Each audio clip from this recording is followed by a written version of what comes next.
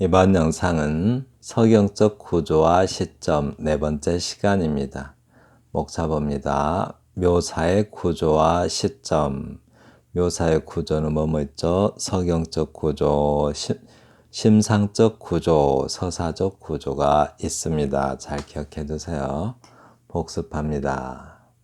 두 가지 이상의 시점, 시점이 뭐뭐 있었죠? 시점, 이동 시점, 또 고정 시점, 또 회전 시점, 영상 조립 시점 이렇게 있는데 그런 걸 갖다 두 가지 이상의 시점을 무리하게 묶어 놓으면 시가 산만해진다 라고 해요. 네, 이게 딱 맥락에 맞게 깔끔하게 이어지지가 않고 구조가 튼튼하지 않고 산만해진다 라고 합니다. 모호한 비유적 수사가 비유를 하긴 하는데 독자가 공감할 수 없는 비유를 하게 되면 시적 전경이 흐리게 하고 시적 전경을 흐리게 한다고 합니다. 수사가 불분명하면 뭘 나타내고자 하는 말인지 시인이 무슨 말 하고 싶어 하는지 그게 좀 흐릿해진다고 합니다. 모호해진다고 할 수 있겠죠. 어려운 낱말로 된 장식적 수사는 시를 산만하게 한다. 시를 산만하게 하는 요인들이 뭐뭐 있어요? 장식적 수사를 한다든가 비유가 모호하다든가 또 시점을 두 개 이상 이렇게 두 개 이상의 시점을 무리하게 묶어 놓는다든가 하면은 좀 시가 산만해진다라고 합니다. 서경적 구조와 시점 네 번째 시간 아래 시의 시점의 유형 어떤 시점인가 살펴보고요. 아래 시에서 시적 구조를 이게 한마디로 산만하게 만드는 거죠. 시적 구조를 약화시키는 요인은 무엇인가 살펴보겠습니다. 넘어갑니다. 벼량동의 1시와 2시 사이 아무개 석양의 당근질한 하늘 한입 베어물면 자욱마다 가득 고인 어둠 벼량동의 1시와 2시 사이 마른 가지 끝에 걸려있고 까마귀 한 마리 깍깍깍 낯빛 주검 쪼아댄다. 잘게 부서진 어둠 유리창이나 벽, 철 대문이나 손목시계 위에 잠시만요. 낙진처럼 들러붙어 고층 아파트 집요하게 허물고 무너져 내린 바람 황폐한 아스팔트에 낮게 엎드려 술산의 질긴 울음 운다. 다시 한번 읽을게요. 벼량동의 1시와 2시 사이 석양의 당근질한 하늘 한입 베어물면 자욱마다 가득 고인 어둠 벼량동의 1시와 2시 사이 마른 가지 끝에 걸려있고 까마귀 한 마리 깍깍깍 낯빛 주검 쪼아댄다. 잘게 부서진 어둠 유리창이나 벽, 철대문이나 손목시계 위에 낙진처럼 들러붙어 고층 아파트 집요하게 허물고 무너져 내린 바람 황폐한 아스팔트에 낮게 엎드려 술산의 질긴 울음 운다 라고 했습니다.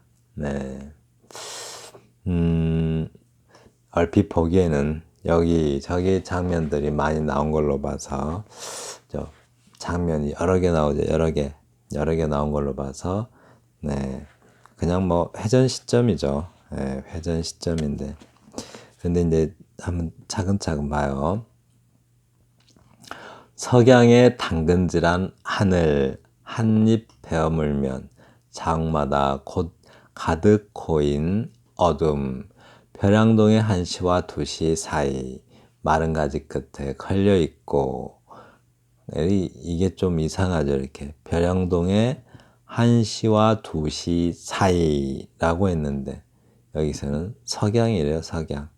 석양이면 이제 해지는 시간이고, 그런데 그 해지는 시간을 이렇게 한입 베어물면 어둠이 딱 찬다고 하는데, 이미 지금 1시와 2시 사이에서 관찰하고 있는데 시간이 너무 널뛰게 하고 있죠. 그래서 시간적으로 어울리지 않는 풍경이기 때문에 좀 약간 잘 안 맞아요. 이렇게 좀 이질감이 있죠. 뭔가 좀 이렇게 매끄럽게 이어지지가 않고, 석양에 했는데 석양 생각하고 있는데 갑자기 또 자옥마다 가득 고인 어둠 이게 나온다든가, 또 벼랑동의 새벽 1시와 2시 시간이 너무 건너뛰어요. 이렇게 어울리지 않는 표현이다라고 할 수 있습니다.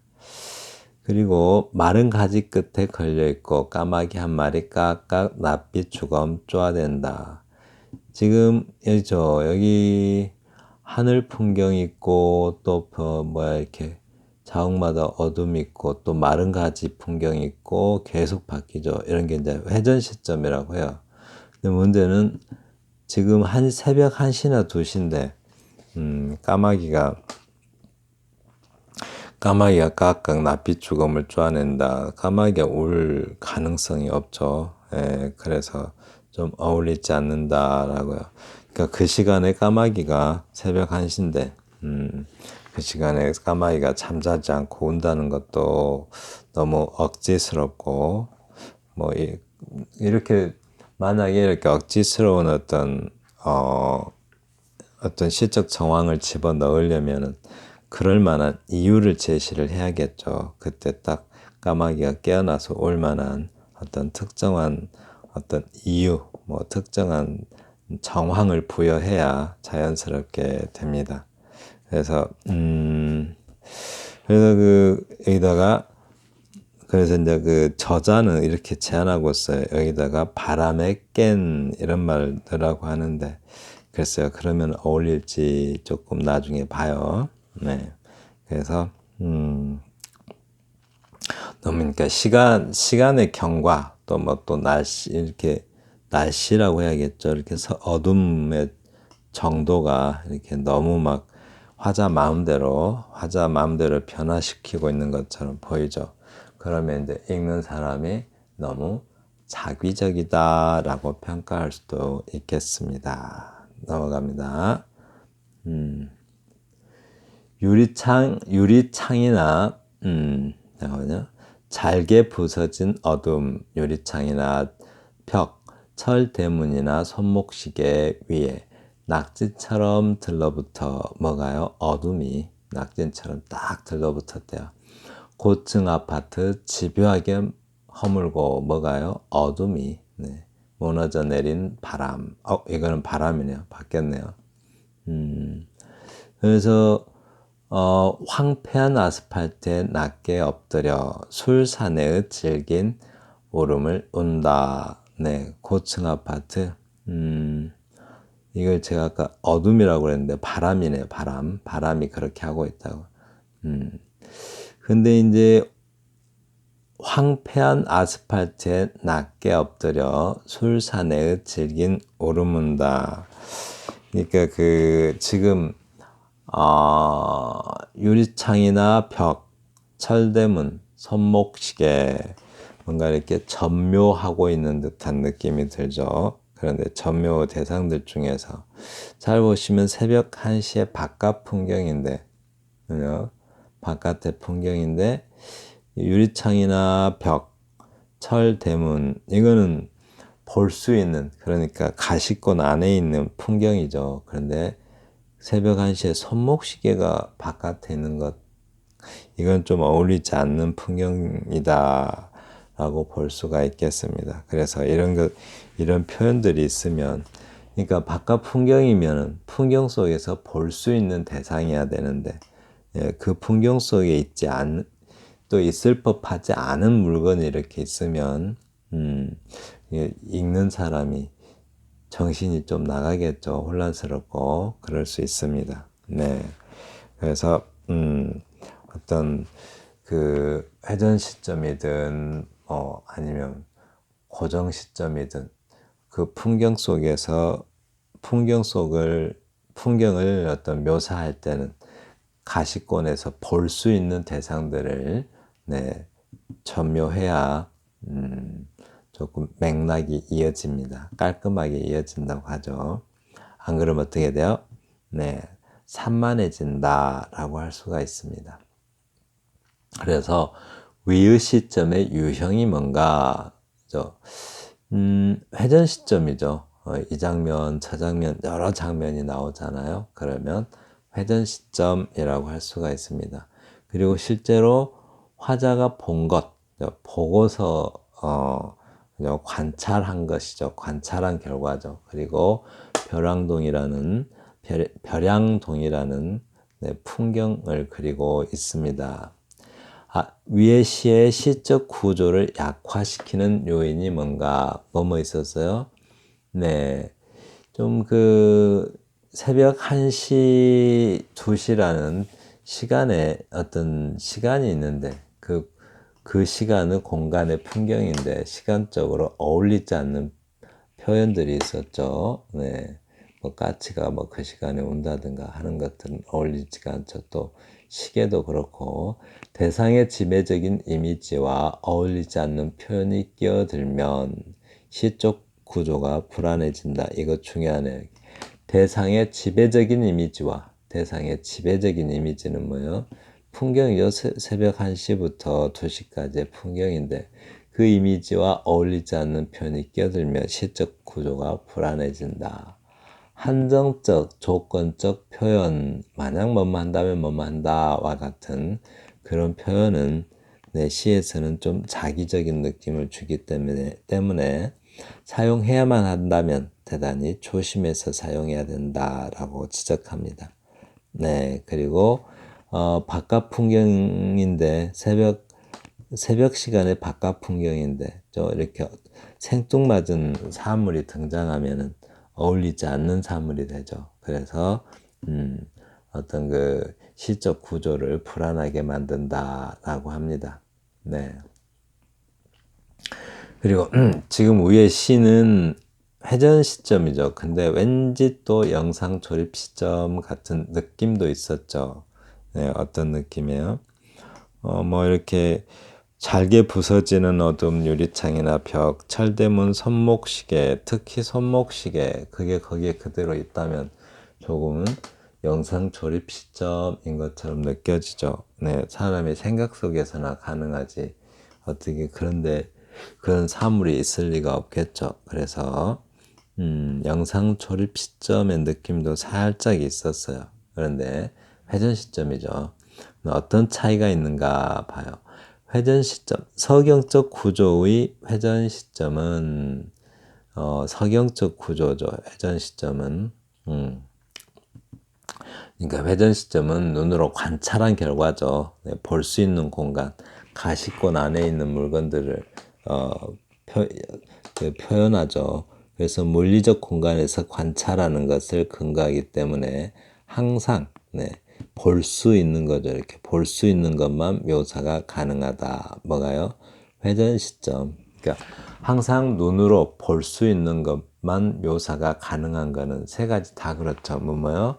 고정 시점, 이동 시점, 회전 시점은 항상 네, 어떤 건 물리적 공간에서 그 세 가지는 항상 물리적 공간에서 관찰 가능한 것만을 묘사하죠. 네, 그래서 항상 사물들이 가시권 안에 있거나 가시권 안에 있을 수 있는 것만을 묘사할 수가 있다라는 점이 세 가지의 특징입니다. 세 가지 뭐요? 고정 시점, 이동 시점, 회전 시점 그것들의 특징이 바로 가시권 안에 있거나 그 가시권 안에 있을 수 있는 것만 묘사 가능하다. 즉 눈으로 볼 수 있는 것만 묘사가 가능하다. 이 점이 영상 조립 시점과 차이다라고 합니다. 네, 영상 조립 시점 설명 나옵니다. 아래 시가 좀 영상 조립 시점 관점에서 고쳐 쓴 시입니다. 그래서 아래 시가 주축을 하고 있는 것은 영상 하고 있는 영상 조립 시점의 특성은, 네, 이 영상 조립 시점의 특성이 뭔지 한번 봐요. 네, 봅니다. 벼량동의 1시와 2시 사이 영상 조립 시점. 시인 이름이 영상 조립 시점입니다. 제가 그냥 거기다 붙여놨어요.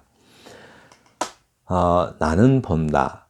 석양이 당근질했던 하늘, 까맣게 고인 어둠, 담벽 위에 철진한 부고 나는 본다.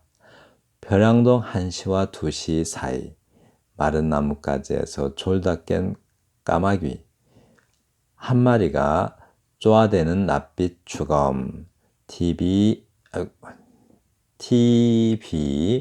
소뚜껑, 망가진 칫솔, 유리 항아리, 벽, 철대문, 냉장고, 식탁, 손목시계 위에 낙진, 어디쯤 허물어지고 있는 고층 아파트를 타고 무너져 내리는 바람, 나는 본다. 황폐한 아스팔트에 엎드려 질기게 우는 술 취한 사내의 벗겨진 한쪽 구두. 네, 이거는 어떤 면에서 영상 조립 시점이라고 볼 수가 있을까요? 어떤 면에서? 이게 여기는 또 시간을 좀 맞춰놨죠. 이렇게 이 던은 과거를 나타내는 어미죠. 관형사형 어미. 그러니까 과거에 했던 하늘이니까 좀 아무튼 문법적으로는 맞습니다. 그런데 전체적으로 느낌으로는 이렇게 실제로 볼 수 있는 사물의 나열이 아니에요. 이 부분을 보시면 TV, 소뚜껑, 망가진 칫솔, 유리 항아리, 벽, 철대문, 냉장고, 식탁, 손목시계 위에 낙진. 이 부분이 우리가 바깥 세계에서 우리 의식 밖에 있는 세계의 풍경에서 볼 수 있는 사물이 아니죠. 그러니까 머릿속에서나 상상할 수 있는 사물이에요. 그렇게 머릿속에서 상상할 수 있는 사물들을 시각이 아니고 생각으로 일어나는 사물들을 또는 이미지들을 연결해 놓는 것이 이제 특징이죠. 네, 그렇습니다. 자, 어떻게 설명됐는지 봐요.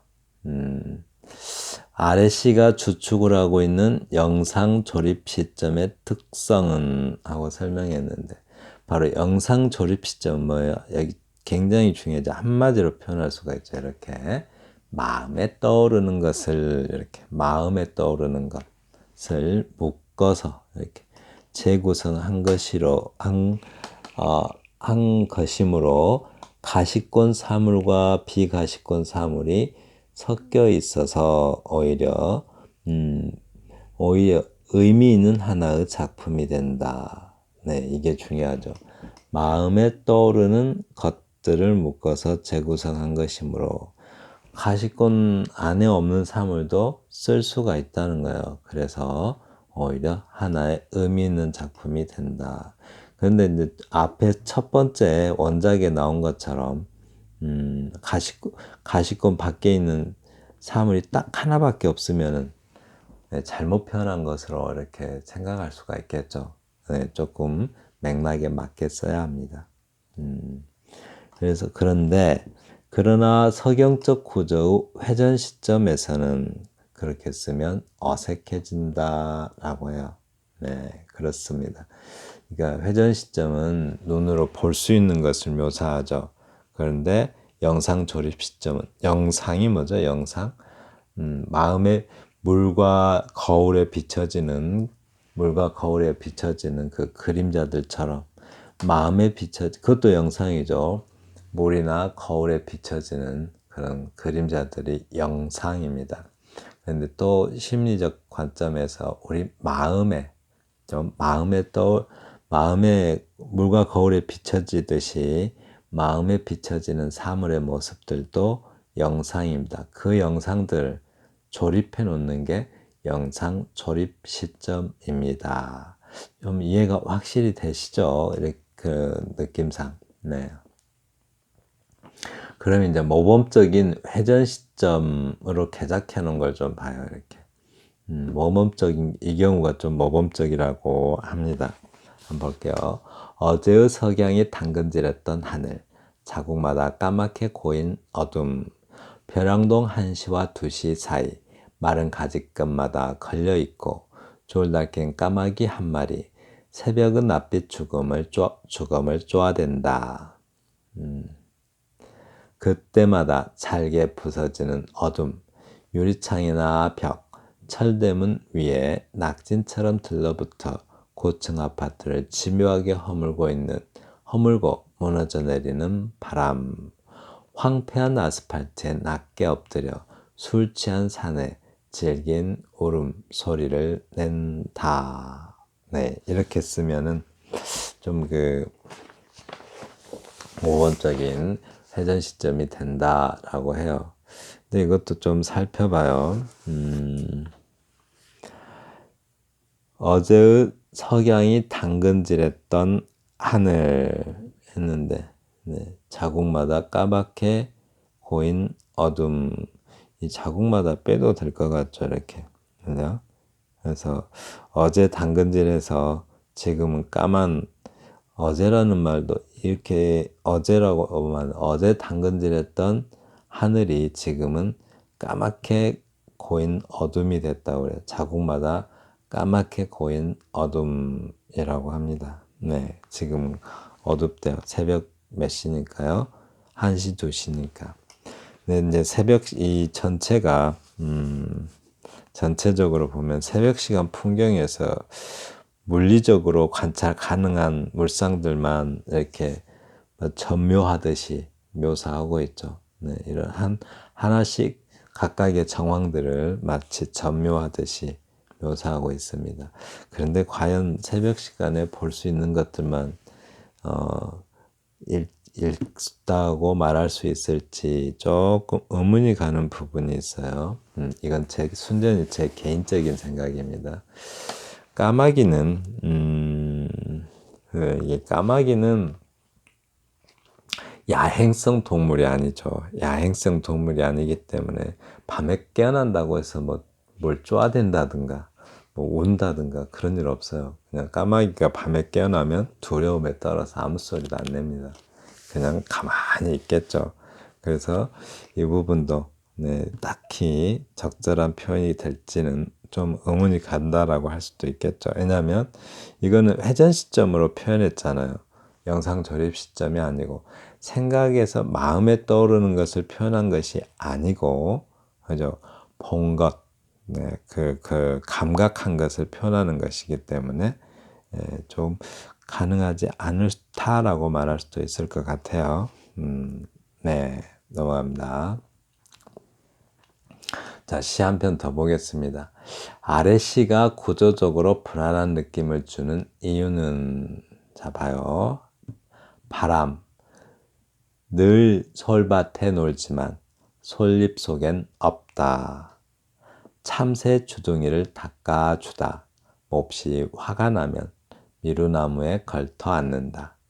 아침이면 늦잠 자는 옥수수 수염 흔들고 개울 건너 벼이삭 깨우는 것도 재미있다.